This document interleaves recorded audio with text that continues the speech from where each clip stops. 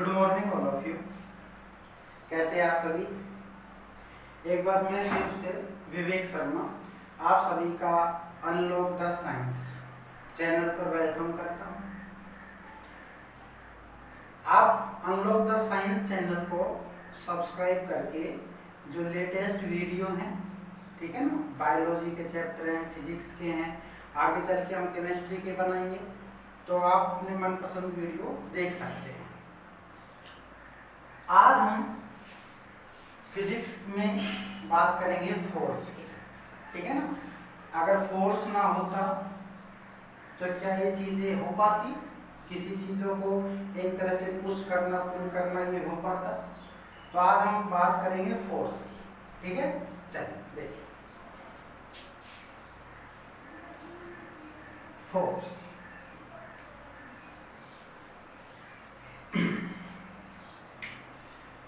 जो फोर्स है ना, वो किसी भी ऑब्जेक्ट पर लगने वाला एक्सटर्नल या आउटर एफर्ट है या रिएक्शन है, ठीक है। एक ऐसी रिएक्शन जो हम अप्लाई करेंगे किसी भी ऑब्जेक्ट पर। सपोज कीजिए अपने पास ये कोई ऑब्जेक्ट है, अगर मुझे इसको मोशन में लाना होगा तो मुझे इस पर क्या अप्लाई करना पड़ेगा, कोई एक्सटर्नल रिएक्शन करनी पड़ेगी। और रिएक्शन क्या है, तो मैं इस चीज को क्या कर रहा हूं, आप कहेंगे सर आप इसको पुश कर रहे हैं। अगर मुझे इसको अपनी तरफ लाना हो तो मैं इसको क्या करूंगा, पुल करूंगा। अगर कोई चीज यहां पर रखी है और मुझे उसको उठाना हो तो मैं इसे लिफ्ट करूंगा। अगर मेरे हाथ में कोई ऑब्जेक्ट या स्टोन है, पत्थर, और मुझे उसको फेंकना है तो यानी कि मैं थ्रो करूंगा उसको। ऐसे ये है, इसको मैं ऐसे कंप्रेस कर सकता हूं। तो ये जितने भी हमने क्या किया, फोर्म अप्लाई किया। कैसे, किसी चीज को पुश करना, किसी को पुल करना, किसी को क्या करना, आप कहेंगे सर लिफ्ट करना, किसी को क्या करना, थ्रो करना, या किसी के ऊपर कंप्रेस यानी कि दबाव देना।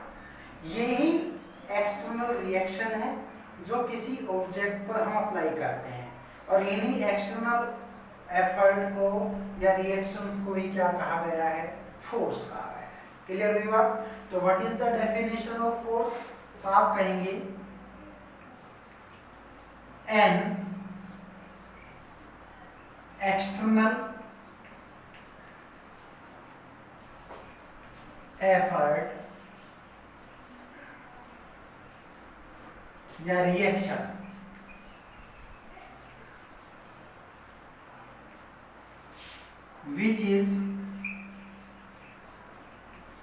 which is applied to an object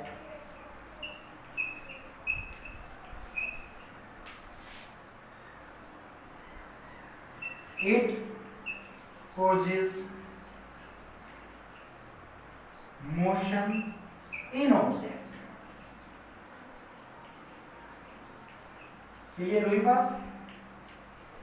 तो हमने फोर्स की क्या डेफिनेशन दी, एक ऐसा एक्सटर्नल एफर्ट जो क्या करे, आप कहेंगे sir which is applied to an object. और जैसे आप इस पर ऑब्जेक्ट पर अप्लाई करेंगे तो उसकी वजह से किसी भी ऑब्जेक्ट में क्या क्रिएट हो जाए, मोशन क्रिएट हो जाए, वही हमारा क्या है, फोर्स। आप कहेंगे sir external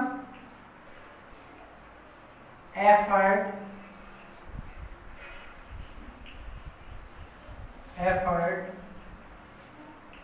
may be in form of, किस किस फॉर्म में हो सकता है भाई, तो अभी तो आपने बताया क्या, या तो क्या हो सकता है पुश, या क्या हो सकता है पुल, या क्या हो सकता है लिफ्ट, उठाना किसी चीज को, या फिर क्या हो सकता है थ्रो, फेंकना, एंड और क्या हो सकता है कंप्रेस।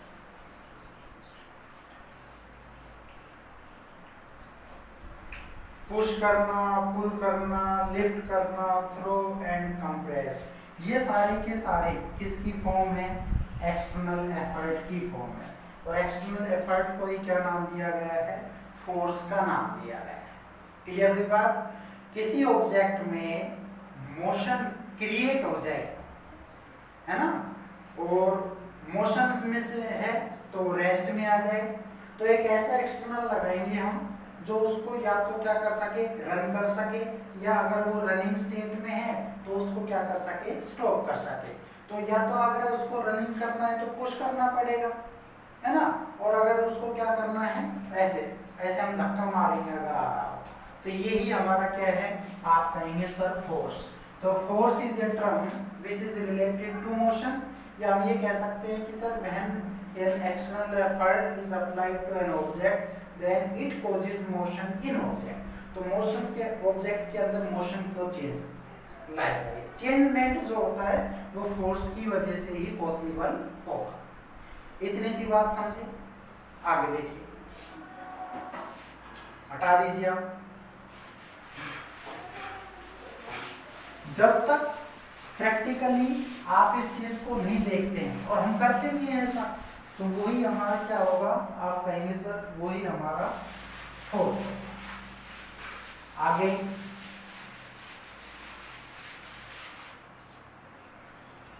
हम कहेंगे सर अब हम या तो किसी को पुश कर रहे हैं ऐसे, या किसी को हम ऐसे खींच रहे हैं, या किसी को हम नीचे से ऊपर, तो इनका मतलब इन सभी में डायरेक्शन है। तो फोर्स में क्या होता है, डायरेक्शन, और हम ये कह सकते हैं कि force is A vector quantity. तो यहां पर हम लिख देंगे क्या, force is A vector quantity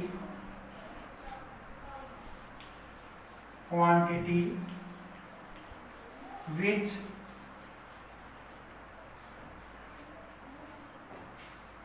contains both, क्या क्या है भाई, तो आप कहेंगे सर मैग्नीट्यूड, और मैग्नीट्यूड को अमाउंट या क्वांटिटी का नाम दे सकते हैं।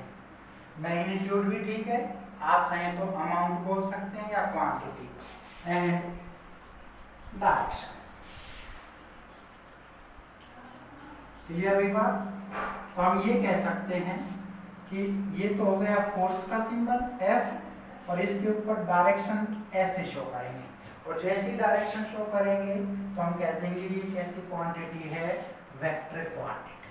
क्लियर हो गई बात?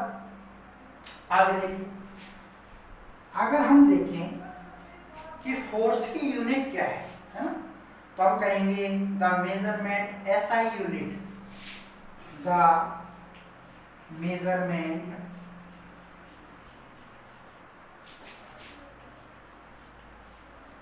SI यूनिट इज, क्या हो जाएगी, तो हम जानते हैं कि ये प्रिंसिपल किसने दिया था, न्यूटन ने दिया था। ये प्रिंसिपल किसने दिया था फोर्स का, न्यूटन ने। तो हम कहेंगे सर इज न्यूटन। तो न्यूटन का ओनर साइंटिस्ट के नेम पर ही हमने इसको नाम दे दिया न्यूटन। ठीक है, अगर देखा जाए तो अपने पास एक फॉर्मूला है, फोर्स इज इक्वल टू, ये है mass of any object into acceleration into any object. तो F इज इक्वल टू क्या हो गया, मास इनटू में एक्सेलरेशन। और आप जानते हैं मास जो होता है उसको हम किस में मेजर करते हैं, किलोग्राम में। मास को किस में मेजर करेंगे, किलोग्राम में। तो ये यहाँ पे एक्सेलरेशन है, तो change in velocity with respect to time. तो हम यहाँ पे क्या लिख सकते हैं, किलोग्राम, और साथ में मीटर, और यहाँ पे क्या हो गया, सेकंड का स्क्वायर। तो मीटर पर सेकंड स्क्वायर। आगे चल के इसी चीज को क्या लिख सकते हैं, किलोग्राम मीटर, ये सेकंड स्क्वायर ऊपर जाके माइनस का हो जाएगा, तो सेकंड का स्क्वायर। तो this is also SI unit of the क्या, फोर्स। तो फोर्स की दो यूनिटें हो गई, या तो आपको न्यूटन मिलेगा, और न्यूटन नहीं मिलता है तो आप क्या लिख सकते हैं, किलोग्राम मीटर पर सेकंड का स्क्वायर भी लिख सकते हैं। फोर्स कैसी क्वांटिटी है, एक वेक्टर क्वांटिटी है सर। क्यों? क्योंकि इसमें मैग्नीट्यूड भी है, मतलब हम इसको मेजर कर सकते हैं, माप सकते हैं, और किस डायरेक्शन में हमने अप्लाई किया है ये भी पता लगा सकते हैं। और मेजरमेंट ऐसा यूनिट तो वो क्या है, न्यूटन।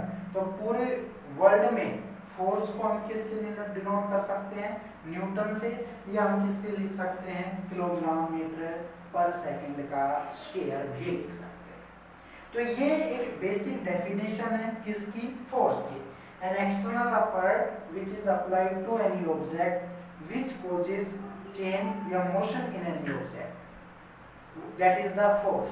ठीक है, वो फोर्स किसकी फॉर्म में है, या तो हम उसको पुश, या हम उसको पुल, ऐसे लिफ्ट, ऐसे हम उसको थ्रो, या हम उस पर कंप्रेस यानी कि दबाव दे सकते। तो ये सारी किसकी फोर्स फॉर्म है, फोर्स की। क्लियर हो गई बात? तो फोर्स की ये बेसिक डेफिनेशन है, सिंबल हो जाएगा एफ, और मेजरमेंट यूनिट हो जाएगी न्यूटन, या हम उसको किलोग्राम मीटर पर सेकंड स्क्वायर भी कह सकते हैं। नोट कर लीजिए आप।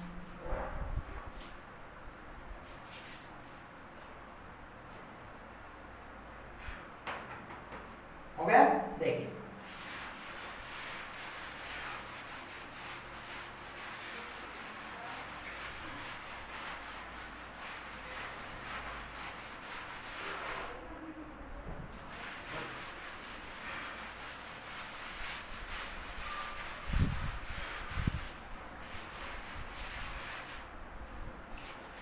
तो फोर्स का हमने कॉन्सेप्ट समझा।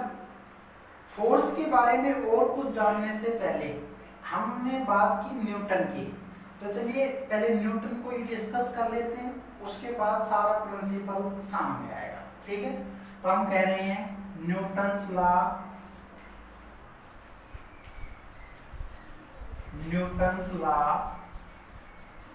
ऑफ फोर्सेस, और फोर्सेस के कारण क्या है इसमें, मोशन। तो आप फोर्स भी लिख सकते हैं, या यहाँ पे क्या लिख सकते हैं, मोशन भी लिख सकते हैं। तो कल को अगर आपसे क्वेश्चन पूछ ले कि भाई फोर्स का नियम किसने दिया, तो नाम होगा सर आइजैक न्यूटन। इसका पूरा नाम था सर आइजैक न्यूटन। और मोशन का भी पूछे तो भी किसका नाम आएगा, आप कहेंगे सर न्यूटन्स का ही नाम आएगा। तो न्यूटन ने किसने नियम दिए थे, 3। तो पहले लॉ की बात करते हैं, फर्स्ट लॉ। देखिए बहुत जरूरी है इसको समझना। अगर ये समझ में आ गया तो जितनी भी प्रैक्टिकल चीजें आप करते हैं सारा फोर्स ही आपका इजीली आप उसको रीड कर पाएंगे। देखिए फर्स्ट लॉ उसने क्या कहा, उसने कहा, यहीं से समझिएगा प्रैक्टिकली, ये कोई ऑब्जेक्ट ये तब तक अपनी पोजीशन में चेंज नहीं करेगा जब तक आप इसको या तो पुश ना करें, या पुल ना करें, या उसको लिफ्ट ना करें, या उसको कंप्रेस ना करें, या आप उस पर प्रेशर ना अप्लाई करें। तो इसका मतलब ये हुआ कि ये कंटिन्यूअसली अपनी पोजीशन में रह सकता है, ये लगातार अपनी इसी पोजीशन में रहेगा। कब तक, जब तक आप कोई इस पर कोई रिएक्शन ना करें। और वो रिएक्शन कैसी होगी, आउटर होगी, एक्सटर्नल होगी। तो जैसे ही मैं इस पर फोर्स लगाता हूँ, ये हम इसको पुश कर रहे हैं, तो पुश कर रहे हैं तो इसमें मोशन आ गया। तो यही कौन सा नियम था उसका, फर्स्ट। और अगर ये लगातार मोशन में होता तो मुझे इसको स्टॉप करने के लिए भी कोई ना कोई रिएक्शन करनी पड़ती, कोई ना कोई इस पर फोर्स ही लगाना पड़ता। हो सकता है मुझे इसको स्टॉप करने के लिए आगे इसको क्या करना पड़ता, पीछे की तरफ धकेलना पड़ता, मतलब पुश करना पड़ता। तो उसने यही कहा कि कोई भी ऑब्जेक्ट अपनी पोजीशन में तब तक चेंज नहीं करेगा जब तक कि आप उस पर कोई एक्सटर्नल एक्टिविटी, एक्सटर्नल एफर्ट या कोई आउटर रिएक्शन नहीं कर रहे। क्लियर हुई बात? तो आप कहेंगे ए object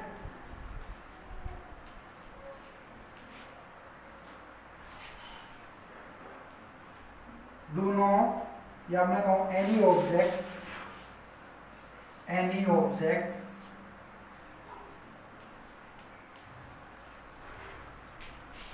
do not change its position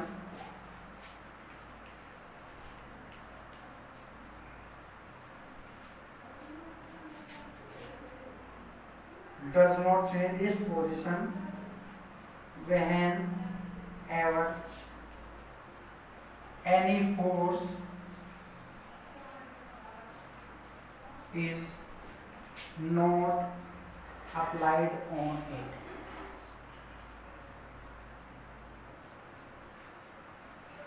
clear हुई बात?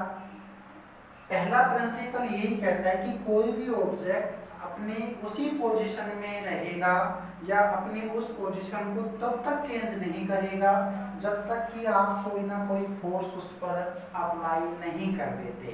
तो this is known as the first law of the Newton या first law of the force और मोशन। एक नोट बना के यहाँ पे लिख रहे हैं हम क्या कि भाई जब लगातार ऑब्जेक्ट अपनी पोजीशन में है तो इसका मतलब ये हुआ कि अगर वो रेस्ट में है तो रेस्ट में रहेगा, अगर वो मोशन में है तो क्या रहेगा, मोशन में ही रहेगा।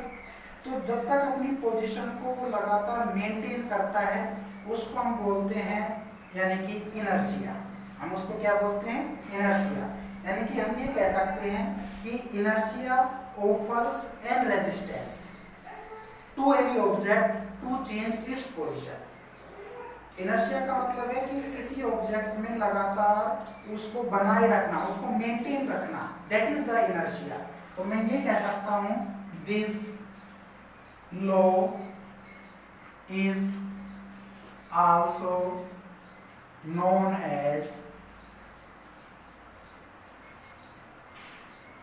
क्या नाम आएगा, आप कहेंगे सर इनर्शिया, इनर्शिया लो। क्लियर है बात? तो इनर्शिया लॉ क्या है, वही है कि बस अपनी पोजीशन को लगातार मेंटेन रखना। अब ये फर्क नहीं पड़ता कि वो रेस्ट में है या मोशन में। अगर मोशन है तो लगातार मोशन में ही रहना, अगर रेस्ट में है तो लगातार किस में रहना, रेस्ट में रहना। इसी चीज को हम क्या बोलते हैं, इनर्शिया बोलते हैं। तो जब आपसे क्वेश्चन पूछा जाए क्या कि भाई फर्स्ट लॉ ऑफ फोर्स किसने दिया, न्यूटन ने, लेकिन अगर क्वेश्चन आ जाए क्या कि इनर्शिया लॉ किसने दिया, तो आप कहेंगे सर इनर्शिया जो लॉ था वो दिया जिसका नाम था गैलीलियो। गैलीलियो, तो गैलीलियो ने इसी बात को तोड़ मोड़ के पेश किया, मतलब वही था, लेकिन बस जब नाम आए इनर्शिया का तो साइंटिस्ट का नाम आएगा गैलीलियो, और जब नाम आए क्या लॉ ऑफ फोर्सेस का तो नाम किसका आएगा, न्यूटन का। ये एक आपका डिफरेंस है जो आप अच्छे से याद रखेंगे। क्लियर हो गई बात? तो इनर्शिया लॉ गैलीलियो के लिए आएगा, जबकि फर्स्ट लॉ ऑफ मोशन किसके लिए आएगा, न्यूटन के लिए। तो किसी बात को आगे समझने से पहले हम बात करते हैं इनर्शिया की। तो देखिए, हटा दे इसको, ठीक है।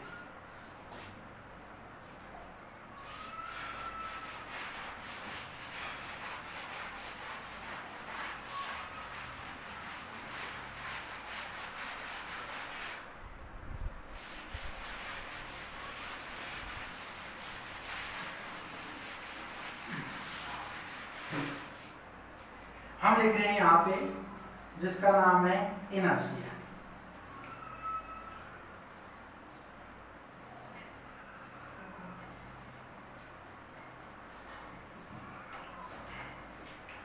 इनर्शिया लॉ किसने दिया, गैलीलियो ने। क्या कहा उसने, अभी बताया ना। इनर्शिया का मतलब है कि भाई किसी भी ऑब्जेक्ट को लगातार उसकी पोजीशन में मेंटेन करने के लिए जो नेसेसरी अमाउंट ऑफ रेजिस्टेंस है वो उसको सप्लाई करना, उसको प्रोवाइड करना, दैट इज द इनर्शिया। तो हम क्या कह सकते हैं, हम कह सकते हैं inertia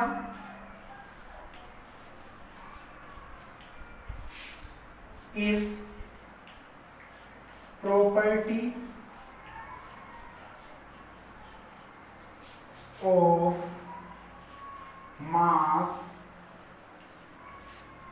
or any object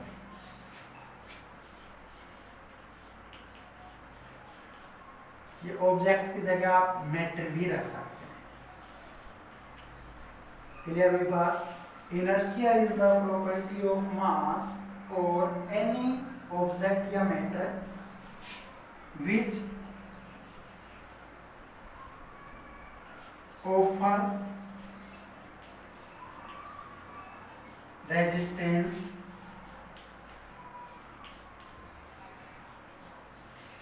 to maintain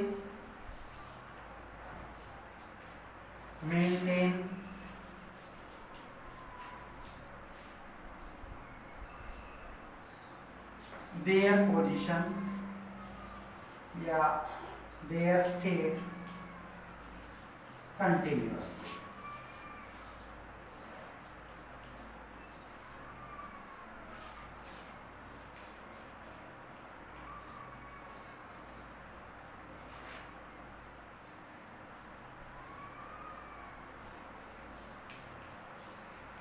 clear हुई बात? कंटिन्यूअसली कि लगातार अपनी पोजीशन को मेंटेन करने के लिए जो उसको नेसेसरी अमाउंट है कि वो उसी में रह पाए, तो हम कह सकते हैं ये काम किसका होगा?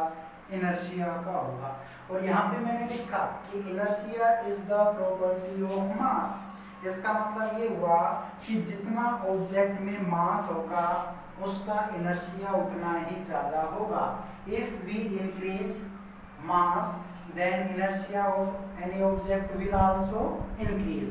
अगर मास घटा तो इनर्शिया घटा, मास बढ़ा तो इनर्शिया बढ़ा। इसका मतलब ये हुआ, समझिएगा, इनर्शिया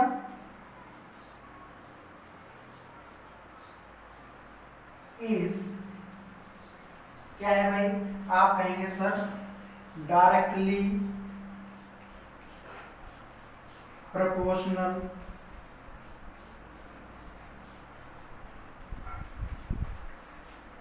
टू मास। और मास का जो सिंबल है वो क्या होगा? m। क्लियर हुई बात? तो मैं यहाँ पे लिख सकता हूँ this is the inertia I is directly proportional to m।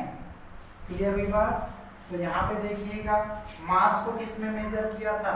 Kilogram में। तो हम इनर्शिया की यूनिट भी क्या लिख सकते हैं? किलोग्राम। आप कहेंगे sir it's SI unit, its SI unit is क्या हो जाएगा? आप कहेंगे sir kilogram, which is similar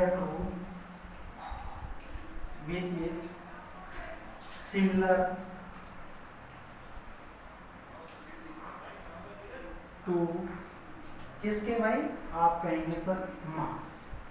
तो जो मास की यूनिट है वो ही किसकी हो जाएगी? इनर्शिया की यूनिट। मास कैसी क्वांटिटी है? या मास के बारे में आगे अलग से डिस्कस कर लेंगे। तो ये बताइए इनर्शिया की डेफिनेशन और उसकी यूनिट समझ में आई? इनर्शिया क्या है? बस एक किसी भी मैटर की प्रॉपर्टी है जो हमेशा उसके साथ एसोसिएट होगी ताकि वो अपनी पोजीशन को लगातार कंटिन्यूअसली मेंटेन रख सके। बस ये है। क्लियर हुई बात? आगे देखो, हटा दें, ठीक।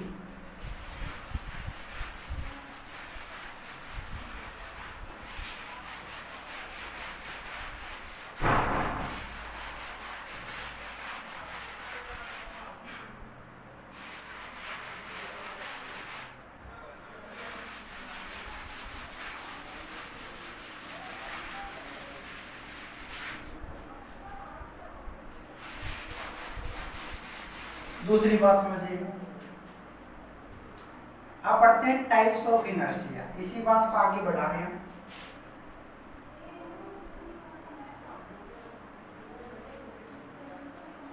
Types of inertia.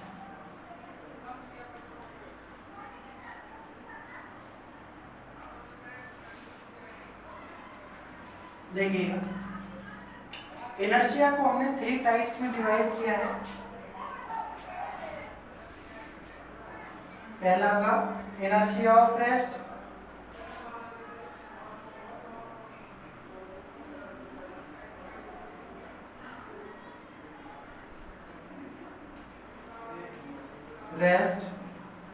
ऐसे ही inertia of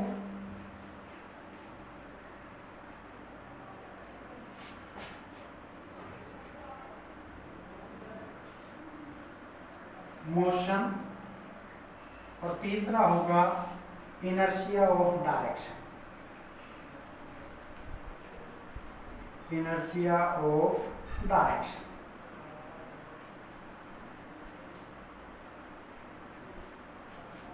ठीक है, 3 टाइप्स की। देखिए एक समझ लीजिए, सारे समझ में आ गए हैं। इनर्शिया ऑफ रेस्ट समझिए, इसका मतलब है कि इनिशियल स्टेट क्या है, रेस्ट। इनिशियल स्टेट क्या है, रेस्ट। यहाँ पे इनिशियली क्या है, ऑब्जेक्ट मोशन में है, यहाँ पे वो रेस्ट में। अगर मुझे रेस्ट पोजीशन को चेंज करना होगा तो मुझे उस पर फोर्स अप्लाई करना पड़ेगा। जब तक, जैसे सपोज करिए इनर्शिया ऑफ रेस्ट को समझने से, ये कोई आपका ऑब्जेक्ट है, किस में है, ये रेस्ट में है, तो इसकी रेस्ट पोजीशन चेंज करने के लिए क्या लगाऊं, इस पर फोर्स, ये लगा दें। ये तब तक ऐसे ही चलता रहेगा, तब तक ये ऐसे चलता रहेगा जब तक इस पर फोर्स अप्लाइड है। और जैसे आप इसको फोर्स को हटा देंगे तो ये वापस से किस में आ जाएगा, रेस्ट में। चलने से पहले भी किस में था, ये रेस्ट में, और फोर्स को जैसे आपने हटाया तब वो वापस किस में आ गया, रेस्ट में।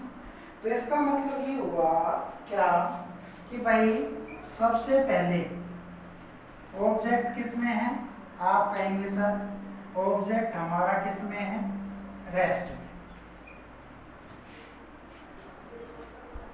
उसके बाद आपने क्या किया, आप कहेंगे सर फोर्स हमने अप्लाइड किया, और जैसे ही फोर्स अप्लाइड किया तो वो किस में आ गया, आप कहेंगे सर मोशन में। और इसे कहें क्या कि जैसे ही हमने वापस से क्या किया, फोर्स रिमूव किया, हटा दिया, तो वापस से वो किस में आ गया, आप कहेंगे सर फिर ये रेस्ट में आ गया। इसका मतलब ये इनिशियली भी किस में था, आप कहेंगे सर रेस्ट में था। ऐसे ही हम कहें कि सर फाइनली किस में आया, तो फाइनली भी किस में आया, ये आप कहेंगे सर रेस्ट में ही आया। तो अगर मैं कहूं कि कोई ऑब्जेक्ट वापस से यानी कि पहले वाली पोजीशन को ही गेन कर ले तो वो उसी तरह का इनर्शिया हो। अगर पहले वाली पोजीशन रेस्ट है तो इनर्शिया ऑफ रेस्ट होगा। अगर यहाँ पे मोशन होता तो यहाँ पे रेस्ट हो जाता, फिर क्या हो जाता, मोशन हो जाता। क्लियर हुआ? तो any object which initially in rest position, then it will achieve again its initial position after removing of the force is known as inertia of the rest. देखिए एग्जाम्पल से समझिए भाई, ये सारे ऑब्जेक्ट किस में रखे हुए हैं, मान लीजिए एक टेबल है और उस टेबल पर हमने कोई पेन रखा है, कोई मेज अपना जैसे बुक्स हो गई है ना, कोई दूसरी चीजें हो गई, तो वो बुक्स किस में, रेस्ट में। जब तक हम उन चीजों को उठाएंगे तो मतलब ये फोर्स लगेगा तो वो किस में आ जाएंगी, मोशन में। लेकिन लास्ट में आएगी तो किस में, वो हाथ में आने के बाद किस में होगी, रेस्ट में ही तो होगी। तो हम क्या कह सकते हैं, इसके कुछ एग्जांपल एक्सप्लेन कर सकते हैं किसके, इनर्शिया ऑफ रेस्ट। तो देखिए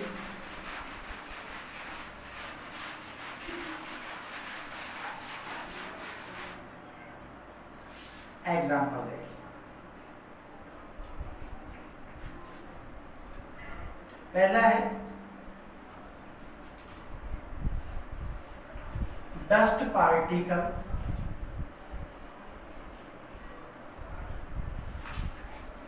comes into rest after motion of, क्या कह सकते हैं भाई, आप कहेंगे सर क्लॉथ्स। जैसे अपने पास कोई कपड़ा है, जैसे ये डस्टरी मान लीजिए, अब इसके अंदर डस्ट पार्टिकल है, और ये जैसे हम करें तो ये जो डस्टर का जो आपका डस्ट पार्टिकल है वो कहीं ना कहीं जाकर, क्योंकि जब तक आप ऐसे कर रहे हैं तब तक तो फोर्स है, लेकिन जैसे मोशन के बाद कपड़े रेस्ट में आएंगे तो डस्ट पार्टिकल आपकी जमीन पर इधर उधर भी कर जाएंगे, तो वो लास्ट में किस में आ गए, रेस्ट में ही आ गए। तो यही तो हुआ, पहले वो रेस्ट में था, हमने ऐसे किया मोशन में आया, मोशन के बाद वो वापस किस में आ गया, रेस्ट में। दूसरा अगर कहें क्या, आप कहेंगे sir a person moves in backward direction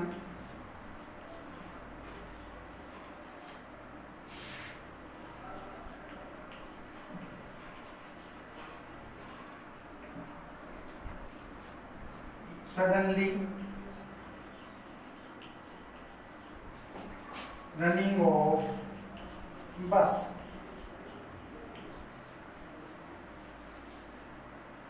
running of बस। इसका मतलब ये है कि अगर आप एक बस स्टैंड पर कोई बस रुकी हुई है और आप उसमें रेस्ट पोजीशन में हैं, तो जैसे ही आप की वो गाड़ी चलेगी तो आप एकदम से किस तरफ जाएंगे, पीछे की तरफ। लेकिन आप पीछे की तरफ जाना पसंद नहीं करेंगे, आप चाहेंगे कि मैं पहले की तरह रेस्ट में आ जाऊं, तो आप साइडों से सीटों को या ऊपर से हैंडल को पकड़ने की कोशिश करेंगे और फाइनली आप किस में आ जाएंगे, जैसा आप रेस्ट में, बस तो मोशन में रहेगी लेकिन आपकी पोजीशन क्या रहेगी, रेस्ट में रहेगी। क्लियर हुई बात। ऐसे ही बहुत सारे एग्जाम्पल हैं, तो वो किसको शो करेगा, इनर्शिया ऑफ रेस्ट को। अगर मुझे मोशन समझना होता तो क्या करता, मोशन को यहाँ ले आता, ठीक है, जैसे थोड़ा सा चेंज कर दो, यहाँ पे बस, और यहाँ पे। अगर मैं कहूँ कि भाई इनिशियल स्टेट कैसी है, मोशन, बाद वाली कैसी हुई, रेस्ट, और सबसे लास्ट में कैसी हुई, फिर आप कहेंगे सर मोशन। अब हमें देखना पड़ेगा ऑब्जेक्ट इनिशियली किस में होना चाहिए, मोशन में। जैसे सपोज कीजिए कोई गाड़ी आपकी चल रही है तो आप उसमें मोशन में है, लेकिन एकदम से अगर गाड़ी ब्रेक लगा दे तो आप पहले किस तरफ जा रहे थे, आप कहेंगे सर बैकवर्ड डायरेक्शन में, लेकिन ब्रेक लगेगा तो आपकी डायरेक्शन क्या होगी, आप कहेंगे सर आगे की तरफ होगी, फॉरवर्ड डायरेक्शन। तो जब यहाँ पे फॉरवर्ड लिखा हो तब तो वो किसका एग्जाम्पल है, इनर्शिया ऑफ मोशन, और यहाँ पे बैकवर्ड डायरेक्शन लिखा है तो आपका किसका एग्जाम्पल होगा, इनर्शिया ऑफ रेस्ट का। ऐसी डायरेक्शन में है क्या कि कोई गाड़ी सीधी चल रही है, ठीक है, कोई गाड़ी बिल्कुल सीधी चल रही है, जैसे ही कोई आपका मोड़ आया है ना, तो हम उसको गाड़ी का जैसे स्टीयरिंग घुमाएंगे तो गाड़ी मुड़ेगी, तो गाड़ी मुड़ेगी तो गाड़ी के साथ साथ आप भी मुड़ेंगे। इसका मतलब ये हुआ कि गाड़ी मुड़ने के बाद जैसे ही आपका रोड बिल्कुल स्ट्रेट होगा तो स्टीयरिंग अपने आप क्या होने लगता है, सीधा होने लगता है। इसका मतलब वो मुड़ने से पहले भी बिल्कुल सीधी थी, मोड़ पर डायरेक्शन चेंज हुई और वापस से उसने फिर से सीधे ही रोड को क्या किया, फॉलो किया। That is the known as inertia of direction. Clear हो गया तीनों। इनर्शिया ऑफ लो तीन तरह के हैं, क्या क्या, इनर्शिया ऑफ रेस्ट, यहाँ पे रेस्ट लिखा होगा, यहाँ पे मोशन, यहाँ पे फिर रेस्ट। इनर्शिया ऑफ मोशन में यहाँ पर मोशन, यहाँ पे रेस्ट और यहाँ पे फिर क्या होगा, मोशन। इतनी सी बात समझ गए। This is known as Newton first law of motion as well as क्या, inertia law which is discovered by Galileo. ठीक है, चलिए इतना समझ गए, नोट कर लीजिए।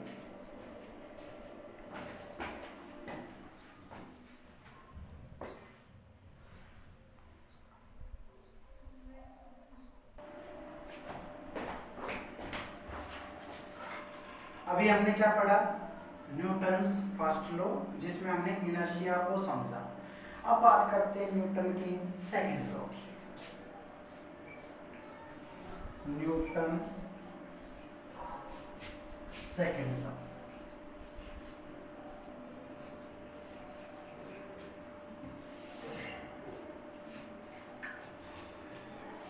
पहले लॉ अगर समझ में आया तो ये बहुत इजी होगा।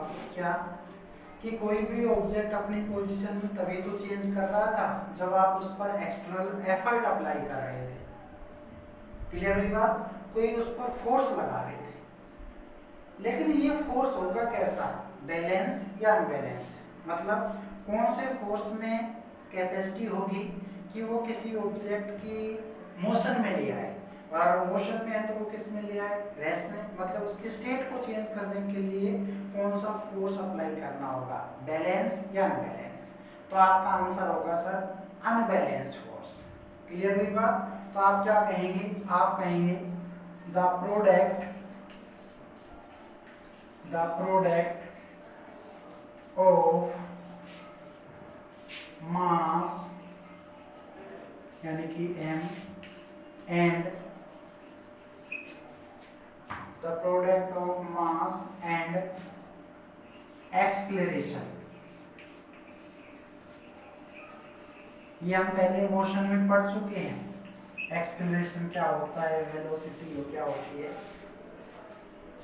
ऑफ एनी ऑब्जेक्ट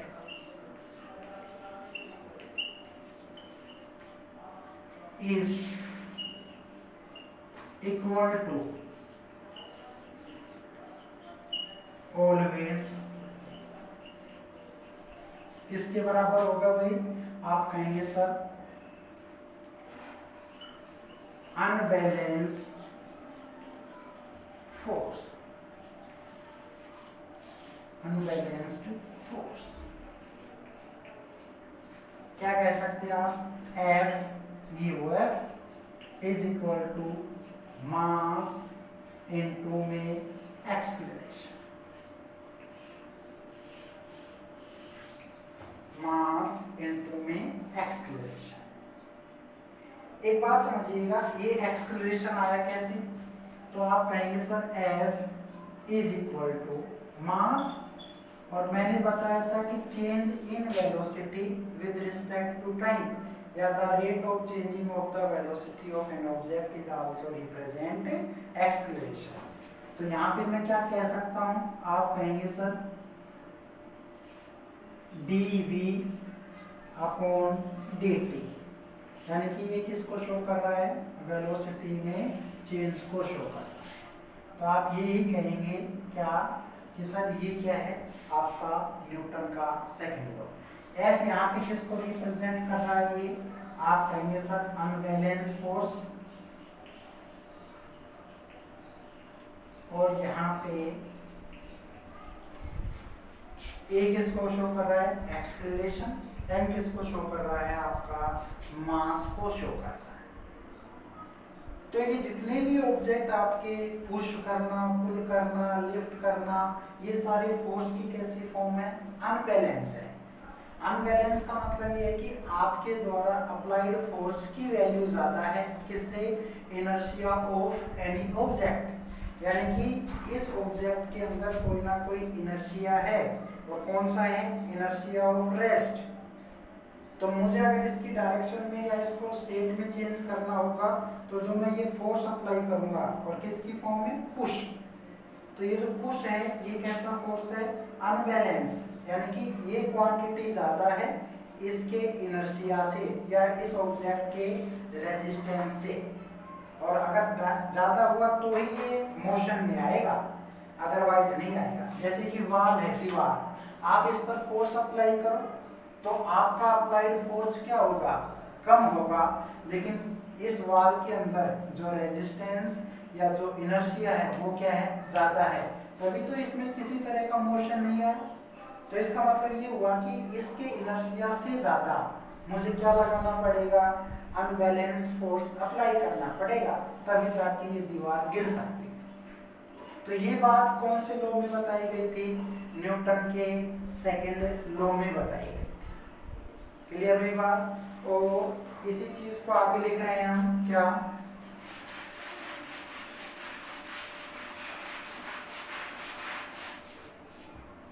हम कह सकते हैं जिस तरह पहले लॉ को हमने क्या कहा था, आप कहेंगे सर पहले लॉ को हमने कहा था inertia law, Newton first law is also known as inertia law. ऐसे ही ये जो सेकंड लॉ है आप कहेंगे sir second law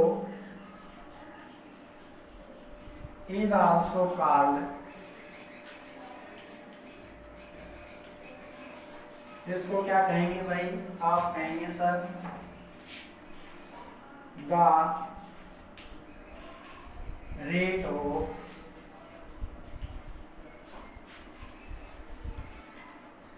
change in linear momentum,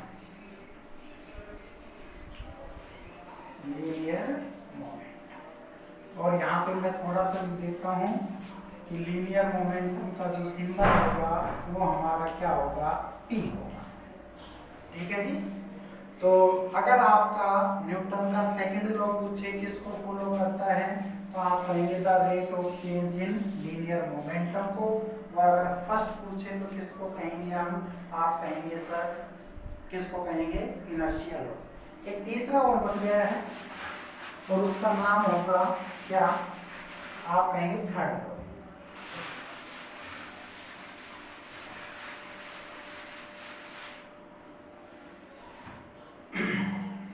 एक तीसरा नियम और देख लीजिए, उसके बाद Newton's law complete.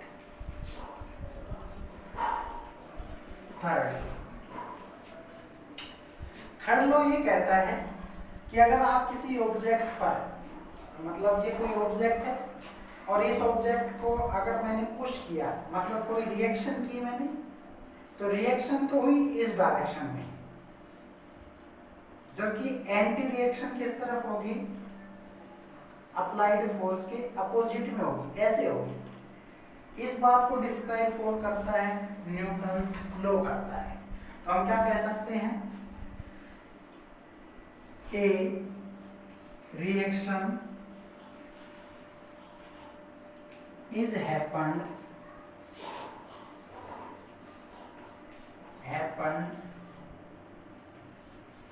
on any object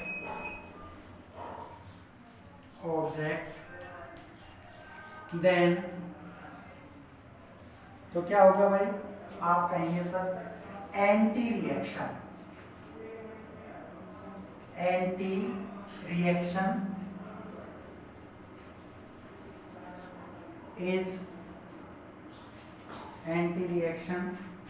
is happened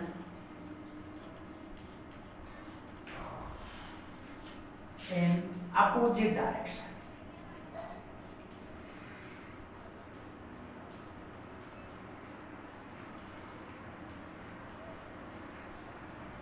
clear हुई बात। ये कौन सा नियम है आपका, तीसरा। जैसे भाई अगर मैं किसी चीज को पुश करता हूं ऐसे, या मैं किसी चीज को पुल करता हूं, जैसे चेयर है, तो चेयर को अगर मैं अपनी तरफ पुल करूंगा तो कोई ना कोई साउंड क्रिएट होगी, और वो साउंड जो क्रिएट हुई है वो किसकी फॉर्म में, एंटी रिएक्शन। जबकि मैंने उसको जो पुल किया है अपनी तरफ, वो किसकी फॉर्म है, रिएक्शन की। तो न्यूटन का जो थर्ड नियम होता है उसको हम क्या बोल सकते हैं, reaction anti reaction law. Second law को क्या बोल सकते हैं, rate of change in linear momentum. और फर्स्ट लॉ को क्या बोल सकते हैं आप, तो कहेंगे सर लॉ ऑफ इनर्शिया। ये बात आप ध्यान रखेंगे, law of inertia is also known as Newton first law. The rate of change of linear momentum is known as Newton second law. और मैं ये कह दूं कि reaction anti reaction law is also known as, तो आप कहेंगे sir third law of the Newton. यहां पर एक वर्ड आया है लीनियर मोमेंटम, इसको हम डिस्कस करेंगे अगली क्लास में, अगले वीडियो में। तो आपको मैंने बेसिकली क्या बताया, फोर्स बताया है ना। फोर्स का प्रिंसिपल किसने दिया था, न्यूटन ने दिया था। और न्यूटन ने ये बातें बताई थी जिसको तोड़ मोड़ के गैलीलियो जैसे साइंटिस्ट ने, और वो किस किस नाम से जाने गए ये हमने देखा। अगले वीडियो में हम इसके कुछ एग्जाम्पल और जो इसके अंदर टर्म आई है उसको हम क्या करेंगे, डिफाइन करेंगे। तो फोर्स का अगला जो कुछ बातें करेंगे वो नेक्स्ट वीडियो में करेंगे। तब तक आप पढ़ते रहिए, अपनी तैयारी को जारी रखिए, है ना। और best of luck and thank you.